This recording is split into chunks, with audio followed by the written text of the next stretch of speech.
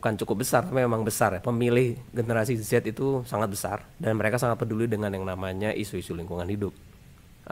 Jika diabaikan, ya kasihan untuk Mas Ganjarnya sendiri. Jadi jangan dilewatkan dan jangan dilupakan. Jangan pernah dilupakan. Jangan fokus ke hal yang lain. Iya. Coba dilihat lagi track recordnya yang kemarin. Ya.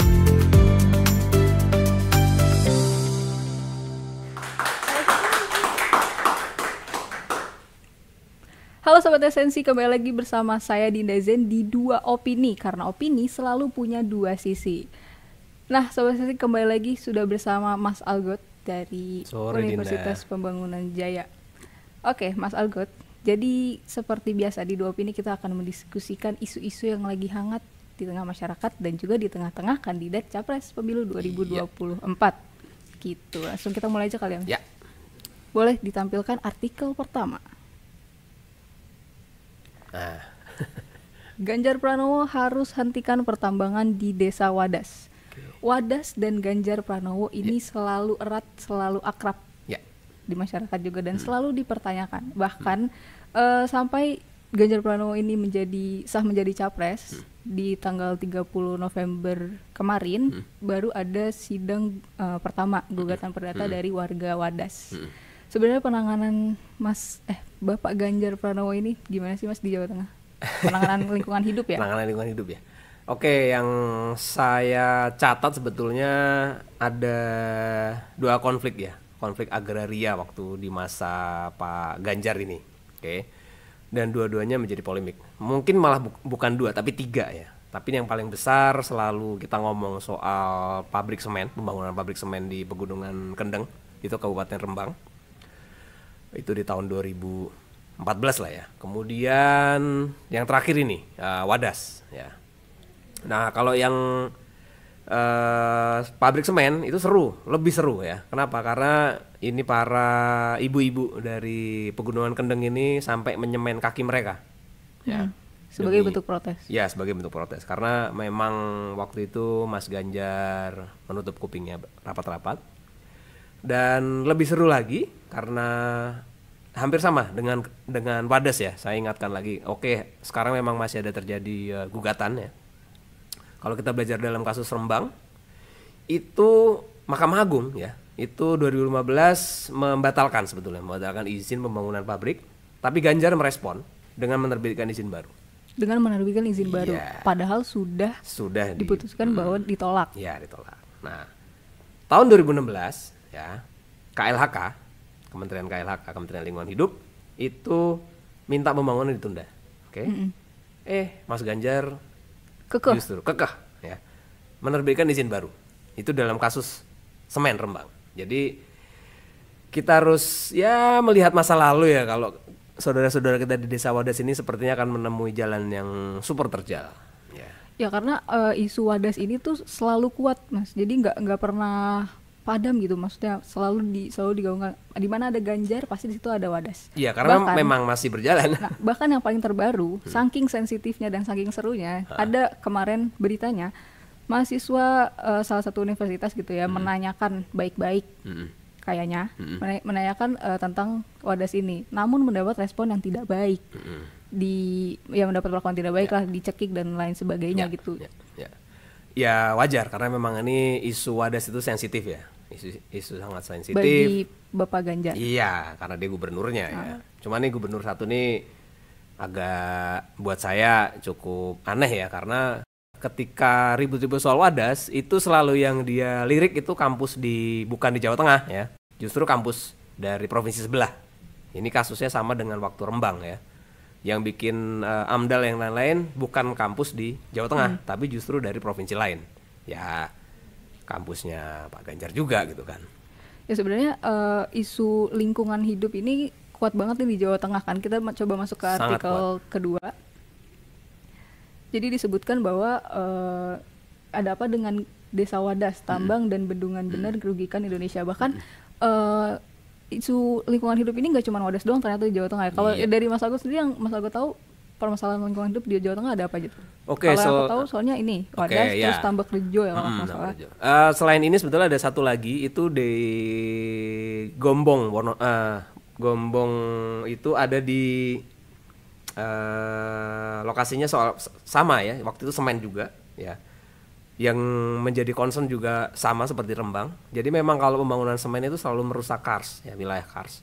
Itu memang lokasi di atasnya memang terlihat kering ya, tapi kars itu daerah tangkapan untuk air. Sama dengan kalau Wadas atau Bendungan Bener ini malah justru subur atasnya. Tapi karena memang dia dijadikan bendungan nanti tertinggi kalau nggak salah, tertinggi se-Asia mungkin malah. Nah, yang jadi masalah langsung yang terdampak masyarakat secara umum. Nah, itu yang kemudian masyarakat menentang karena memang kehidupan mereka di sana. Itu adalah kehidupan mereka yang diambil paksa oleh ya kita tahu lah proyek ini. Ya, ini aku coba sebutin dulu ya. Menurut Greenpeace memberikan 5 kerugian bagi lingkungan khususnya di Jawa Tengah. Yang pertama ada krisis iklim, kedua ada lahan basah dan pantai rusak, ketiga ada populasi ikan punah, 4 panas dan kekeringan, dan yang kelima air bersih terbuang. Kalau menurut saya ini agak sedih juga sih karena kan lingkungan hidup nggak bisa disepelekan ya pasti. Tapi kenapa Bapak Ganjar ini kok belum ada prestasi di lingkungan hidup yang baik gitu sampai sejauh ini? Oke. Tapi menurut dia katanya sudah diselesaikan. Iya, ini kan wajah depan ya. Wajah depan kan selalu yang cakep ya. Dia berusaha mewujudkan itu. Jadi memang panggung depannya memang terlihat cantik. Terlihat cantik, tapi kenyataannya masih belum bagus lah di masyarakat gitu ya.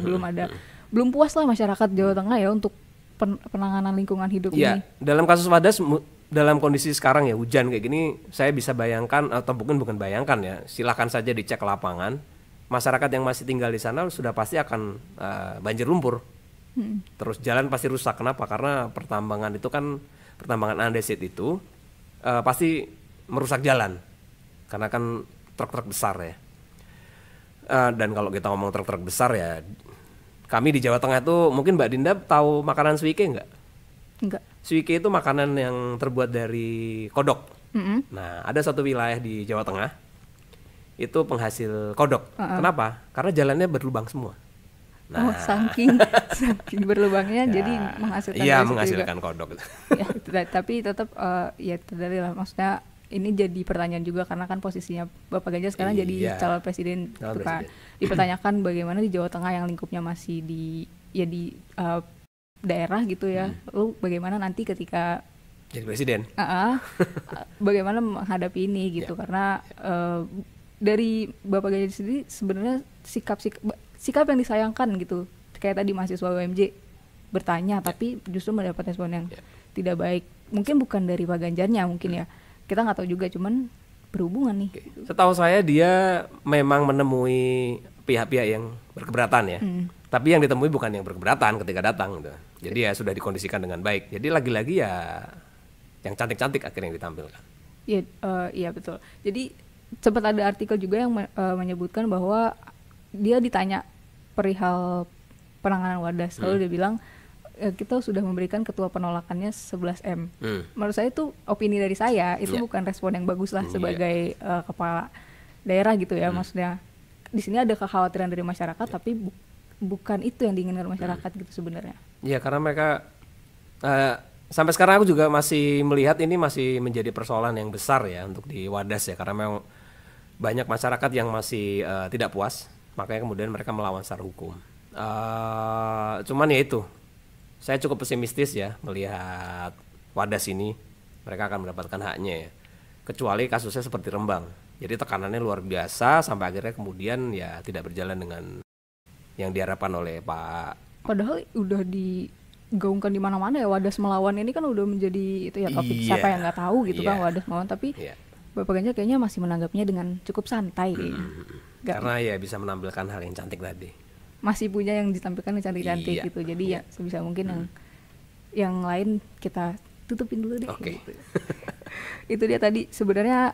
Kalau dari Mas Agus sendiri nih, Mas Ganjar kan Bapak Ganjar ini kan masih kuat nih isunya. Sebenarnya ada nggak sih cara dari dia untuk menepis itu dia di tengah kampanye ini kan? Amannya bagi dia gimana sih sebenarnya menanggapinya? Ya amannya harusnya dialog ya. Apapun itu ya.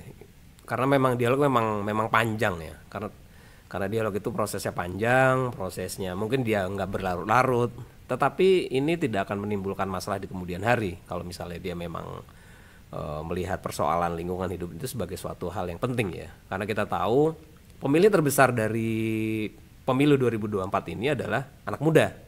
Dan kita tahu anak muda itu sangat peduli sama isu lingkungan, itu mereka sangat peduli.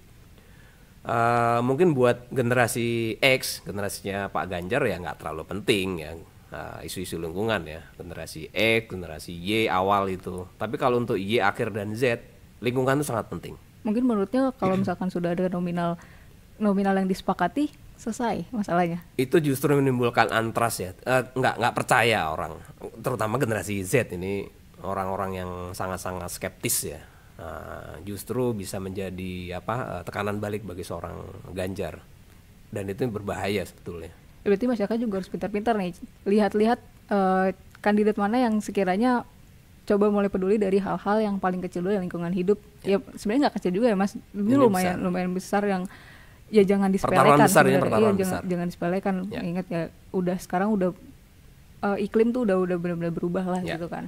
Jangan sampai nanti makin rusak nih kalau misalkan jadi presiden. Kalau jadi presiden. Itu kan yang dikhawatirkan masyarakat. Nah Mas Algot, berarti kan isu lingkungan hidup ini dekat dengan anak muda juga, mengingat pemilih muda juga lumayan besar nih di pemilu nanti gitu kan.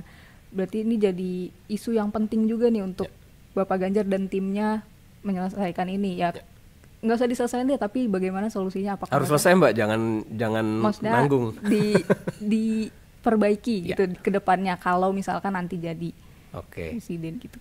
Harus seperti itu, karena memang saya bilang bukan cukup besar, tapi memang besar ya. Pemilih generasi Z itu sangat besar dan mereka sangat peduli dengan yang namanya isu-isu lingkungan hidup.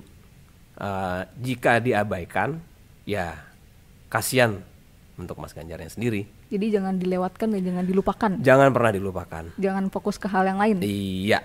Coba dilihat lagi track recordnya yang kemarin.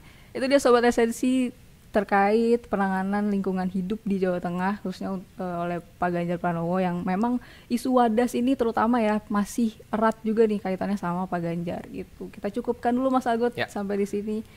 Sobat Esensi, jangan lupa follow semua sosial media Esensi TV, ada di Instagram @EsensiTV, ada di TikTok @EsensiTV, dan di YouTube juga. Cek ada konten-konten menarik dari kita. Cek juga episode sebelumnya di Dua Opini, kita juga membahas isu-isu yang hangat di tengah masyarakat. Sampai ketemu di Dua Opini selanjutnya, karena opini selalu punya dua sisi.